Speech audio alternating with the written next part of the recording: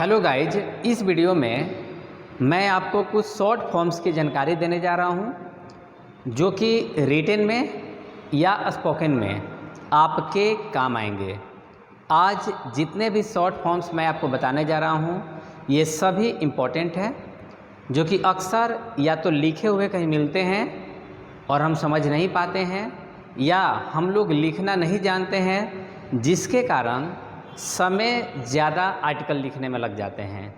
तो आज का वीडियो अगर आप देखते हैं तो आगे अगर किसी आर्टिकल को यानी पैसेज को आप लिखते हैं तो उसमें शॉर्ट फॉर्म का यूज कर आप अपनी कुछ समय को बचा सकते हैं, साथ ही सिलेबल को कम करके और उस आर्टिकल को थोड़ा अट्रैक्टिव बना सकते हैं। आप वीडियो को ध्यान से देखें। पहले हम लोग जानेंगे ये जितने भी वर्ब प्लस नॉट के रूप में लिखे गए शब्द समूह हैं, इनका शॉर्ट फॉर्म्स क्या होगा। ठीक है, देखिए पहले है एम नॉट। एम क्या है? एक वर्ब है और आगे लगा है नॉट, यानी इस स्ट्रक्चर पर यहाँ पर आपको दिए गए कुछ शब्द समूह हैं और इसी को हम लोग क्या करेंगे, स्मॉल में करेंगे, जिसको शॉर्ट फॉर्म या कॉन्टैक्ट फॉर्म कहा जाता है। ठीक है, एम नॉट को यदि हम एक साथ टुगेदर कर दें तो देखिए ये क्या होगा, एमंट।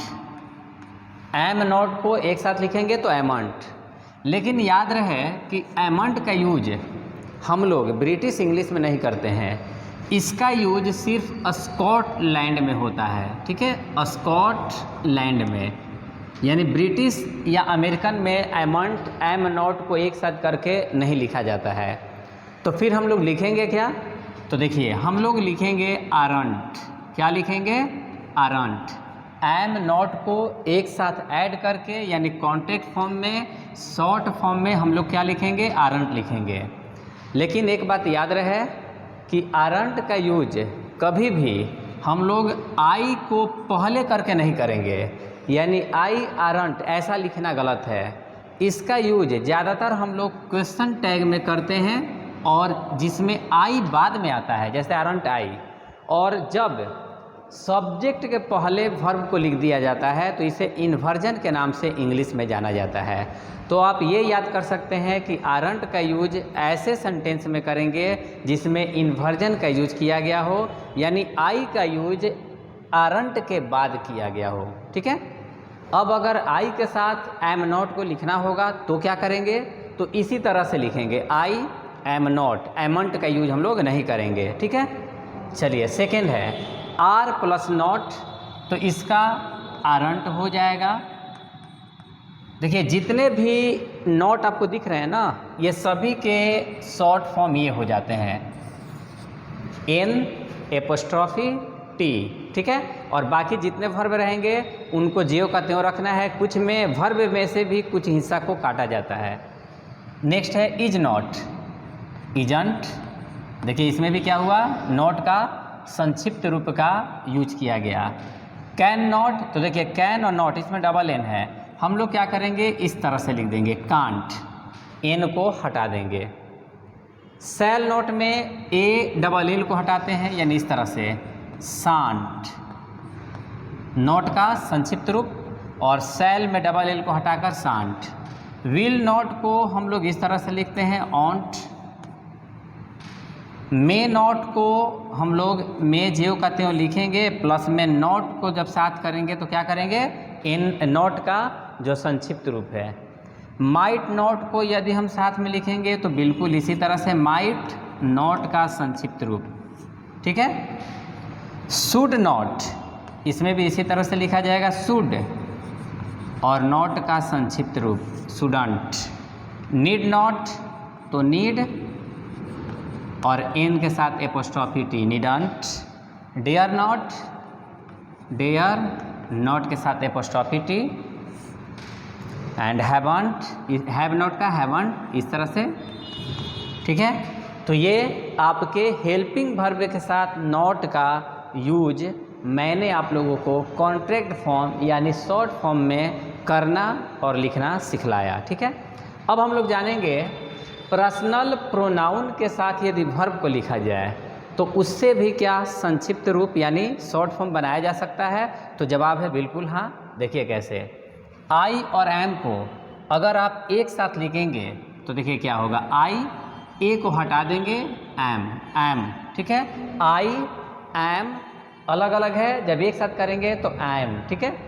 आई हैव को जब लिखेंगे तो आई और हैव में से एच ए को हटा दिया जाता है, यानी ऐसे आई और एच ए को हटाकर आई हैव, ठीक है।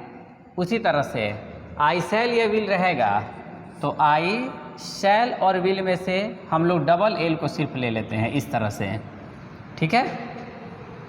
उसी तरह आई वुड और हैड रहेगा तो क्या करेंगे, तो देखिए आई वुड और हैड में से सिर्फ डी को ले लेते हैं, आई वुड और हैड में से क्या करेंगे, सिर्फ डी को ले लेंगे, ऐसे आइड। वी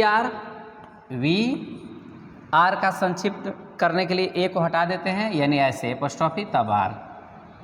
वी हैव, तो इसको कैसे करेंगे, तो देखिए यहाँ पर आई हैव भी लिखा गया था एपोस्ट्रोफी के साथ, वी लिखेंगे हैव का इस तरह से, वी हैव। वी शैल जैसे यहाँ पर हुआ था डबल एल, वी और एस एच ए हटेगा डबल एल। वी वुड रहेगा तो वी और W O U L D में डी को रखेंगे, यानी इस तरह से। और इट इज रहेगा तो इसको हम लोग ऐसे करते हैं, इट, आई एस को शॉर्ट में इस तरह से एपोस्ट्रोफी एस, यानी इट्स, ठीक है। इट इज को इट्स। तो ये पर्सनल प्रोनाउन को वर्ब के साथ शॉर्ट में इस तरह से लिख सकते हैं। और जितने भी प्रोनाउंस बच रहे हैं आप सब में यही काम करेंगे कि जिस तरह से यहाँ पर एम मैंने लिखा शॉर्ट में, हैव में एच ए को हटाकर भी ई को लिखा, शैल विल में डबल एल को लिखा और वुड या हैड में डी को लिखा एपोस्ट्रोफी के साथ।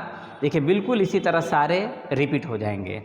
तो ये आपके शॉर्ट फॉर्म हो गए वर्ब प्लस नॉट के, और ये शॉर्ट फॉर्म हो गए पर्सनल प्रोनाउन प्लस वर्ब के। आगे मैं कुछ और भी आपको शॉर्ट फॉर्म्स बताने जा रहा हूँ जो अक्सर आपको मिलते तो हैं लेकिन आप उसको समझ नहीं पाते हैं कि उसका फुल फॉर्म या शॉर्ट फॉर्म होता क्या है।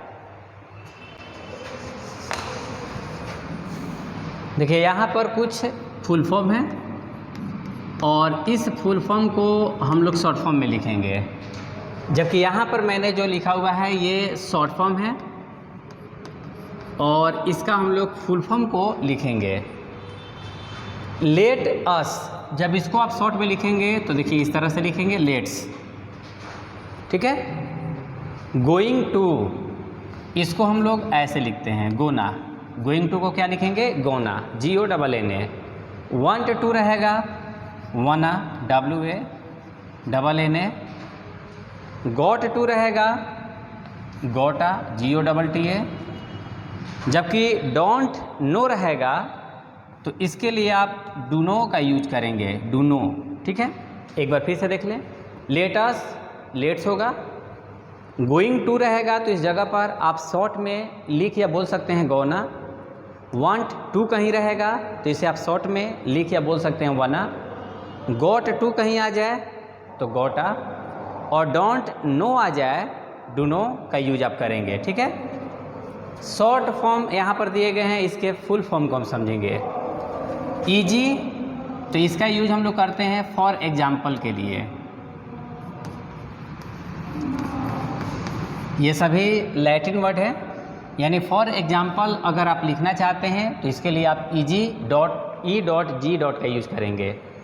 इसका ऐसे फुल फॉर्म होता है एग्जाम्पली ग्रेसिया, ठीक है। नेक्स्ट है आई डॉट ई डॉट, आई डेस्ट इसको पढ़ते हैं, इसका यूज हम लोग करते हैं डैट इज के लिए, यानी किसी सेंटेंस में डैट इज आया हो या आप लिखना चाहते हो तो डैट इज ना लिख के आप सीधे लिख सकते हैं आई डेस्ट। इसको क्या पढ़ते हैं, आई डेस्ट, आई डेस्ट, आई डी और एस्ट, आई डेस्ट, ठीक है। नेक्स्ट है A dot M dot, A M P M, ये दोनों अक्सर आप टाइम के साथ लगे हुए देखते होंगे। ए से एन टी हो जाता है, ए एन टी ई, और एम से मेरिडियम हो जाता है, मेरिडियम, ठीक है, मेरिडियम। मेरिडियम का मतलब होता है 12 बजे के समय को, यानी बिल्कुल दोपहर के समय को 12 बजेगा तो मेरिडियम हम लोग बोलते हैं। एनटी का मतलब होता है पहले, यानी 12 बजे के पहले वाला जो समय होता है एम होता है, जबकि PM का मतलब होता है पोस्ट और M का मतलब हो जाएगा मेरिडियम, MERIDIEM। इसमें क्या होगा, पोस्ट का मतलब होता है बाद में, यानी दोपहर के बाद 12 बजे के बाद वाला समय PM होता है। ETC को हम लोग एटसेट्रा लिखते हैं, एटसेट्रा, ETCETRA, एटसेट्रा। एटसेट्रा को शॉर्ट में ETC लिखा जाता है।